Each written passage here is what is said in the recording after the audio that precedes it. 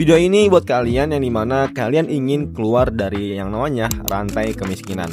Tentunya gue batasi dulu untuk kata kemiskinan sendiri. Ini yang dimana ketika lu sehari-hari itu susah banget tuh buat makan, buat beli kebutuhan sehari-hari, buat beli kebutuhan untuk sebulan kemudian. Intinya susah lah dari segi finansial, dari segi kalian ekonominya, dari segi kalian di rumah tinggalnya segala macamnya. Dan di sini gue tahu saran gue ini nggak semuanya ini bisa berhasil di kalian, tapi setidaknya satu atau nggak dua kalian bisa merenungi dan kalian bisa pikirkan kalau misalnya kalian pasti bisa ya guys ya. Hello guys, welcome in Bang Ari Jondong. Jadi kali ini gue sharing kalian, pastinya kalian mau lah untuk keluar dari kemiskinan itu sendiri. Yang dimana kalau misalnya kalian sebagai anak rantauan pastinya ingin memperbaiki ekonomi kalian, ingin memperbaiki ekonomi keluarga kalian yang ada di kampung kalian, dan yang intinya kalian bisa untuk memutuskan rantai kemiskinan untuk 7 turunan kalian sendiri. Mungkin gak mudah ya guys ya buat kalian sebagai anak perintis, bukan anak pewaris. Karena apa? Karena kalau misalnya kalian anak perintisnya udah kalian bener-bener dari nol gitu. Kayak misalnya lu kerja di perusahaan bener-bener tuh lu bukan jadi karyawan, tapi lu jadi OB gitu. Bukan jadi OB juga, dari satpam malah. Nah, hal inilah yang bisa dibilang kalau misalnya lu kalau misalnya sungguh-sungguh, lu kalau misalnya benar-benar berusaha semaksimal mungkin, gue tahu ini bukan kata-kata yang bijak segala macamnya. Tapi kalau misalnya lu konsisten, lu benar-benar rajin, lu benar-benar ulet segala macamnya, pasti bisa lah dan tekunin di satu bidang hal. Yang pertama tentunya investasi pada pendidikan dan keterampilan, atau bisa dibilang investasi ke leher ke atas. Nah, ini penting banget guys ya. Ketika lu punya duit, jangan dipakai buat judi, jangan dipakai buat trading, jangan dipakai buat apapun itulah. Tapi lu harus bisa belajar cara nemu skill yang baru, cara nemu pendapatan lu yang baru segala macamnya. Jangan sampai ketika lu udah penghasilan, udah kerja di kantoran, ya udah lu seneng gitu, lu merasa nyaman. Enggak, jangan gitu guys ya. Ketika lu udah punya satu pendapatan, lu harus cari lagi. Kira-kira gue bisa dapat income apa nih? Kira-kira gue bisa dapat pendapatan yang lain gak nih? Nah, jangan sampai kalian terpuaskan dengan satu income aja. Yang kedua tentunya meningkatkan pendapatan aktif. Nah, ini ada kesinambungan nih antara yang poin pertama sama poin kedua. Karena di zaman sekarang ketika lo punya pendapatan satu aja itu udah bisa dibilang cukup banget guys ya.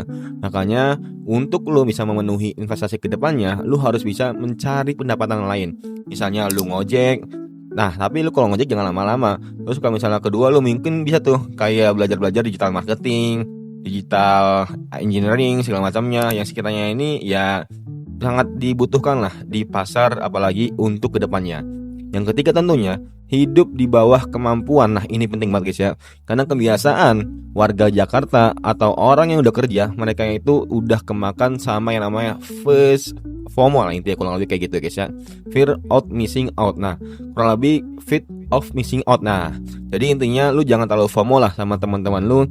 Dan dimana ketika teman-teman lu kalau misalnya habis gajian mereka langsung foya-foya, beli barang-barang branded segala macamnya, makan di restoran. Nah, lu sebisa mungkin harus tahan itu.